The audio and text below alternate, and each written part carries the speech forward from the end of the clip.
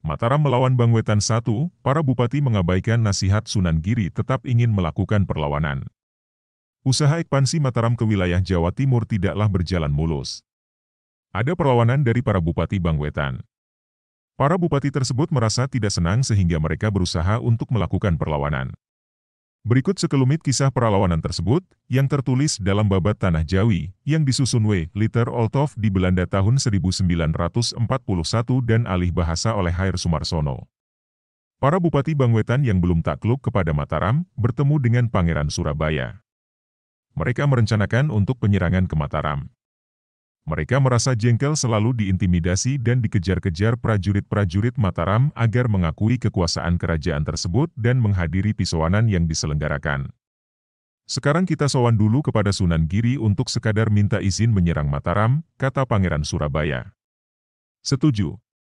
Ya sekadar amit-amitlah kepada sesepuh yang terhormat itu, jawab para bupati. Akhirnya mereka sowan kepada Sunan Giri untuk menyampaikan maksudnya dan menumpahkan segenap kejengkelan di hati mereka kepada penguasa Mataram. Kalian tidak usah menyerang Mataram.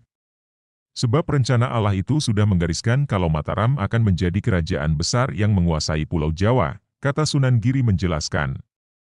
Sebaiknya kalian urungkan saja niat itu karena kalian sendiri akan mengalami kehancuran, berkata Sunan Giri menambahkan.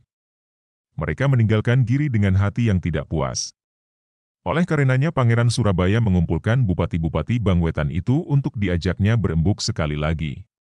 Titik temu pun disepakati bersama, yaitu berbulat tekad akan menyerang Mataram dengan puluhan ribu prajurit yang akan mereka kumpulkan dari berbagai penjuru.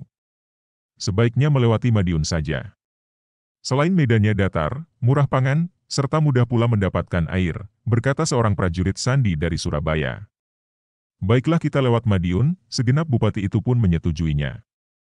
Mereka membawa prajurit masing-masing dalam jumlah besar. Sehingga membutuhkan daerah-daerah subur yang mudah jika harus mencari makan dan minum bagi prajuritnya selama dalam perjalanan. Ternyata rencana rute perjalanan prajurit Bangwetan ini diketahui oleh Randuatang seorang prajurit sandi Mataram yang sudah lama mengabdi pada Bupati Tuban. Dia sengaja ingin menjebaknya dengan melapor kepada Bupati Tuban. Kanjeng Bupati, dengar-dengar prajurit gabungan Bangwetan mau berangkat ke Mataram melewati Madiun? Itu berbahaya. Masih jauh dari Mataram prajurit-prajurit Bangwetan pasti sudah banyak yang gugur. Hi, kenapa begitu? Tanya Bupati Tuban. Ketahuilah, Kanjeng Bupati. Jayaraga dan Panaraga itu kan sudah di bawah kekuasaan Mataram? Maka bukan mustahil jika daerah itu akan mengganggu perjalanan mereka dengan peperangan-peperangan?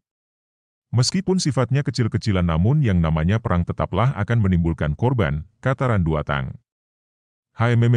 Lalu bagaimana? Tanya Bupati Tuban. Sebaiknya pasukan besar dari Bangwetan itu melewati Lasem, Pati, Demak, Pajang, dan akhirnya ke Mataram. Ini daerah yang paling aman dan murah pangan, usul Randuatang. Ketika kemudian Bupati Tuban membawa usulan ini kepada Pangeran Surabaya maka pangeran itu menyetujuinya. Alhasil, maka pasukan gabungan dari prajurit-prajurit Kadipaten Bangwetan yang jumlahnya puluhan ribu itu akhirnya menuju ke Mataram melewati Lasem. Giranglah hati Randuatang karena berhasil menjerumuskan pasukan raksasa itu melewati daerah-daerah di mana pertahanan Mataram sudah sangat kuat. Tipu daya Randuatang ini didengar oleh Sultan di Mataram.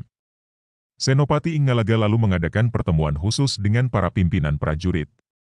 Tumenggung alap-alap, bawa prajurit Mataram dalam jumlah yang cukup ke Kadipaten Pati.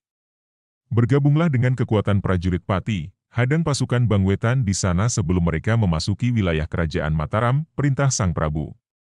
Sendika dawuh, Kanjeng Sultan. Ditulis, Ahyadi.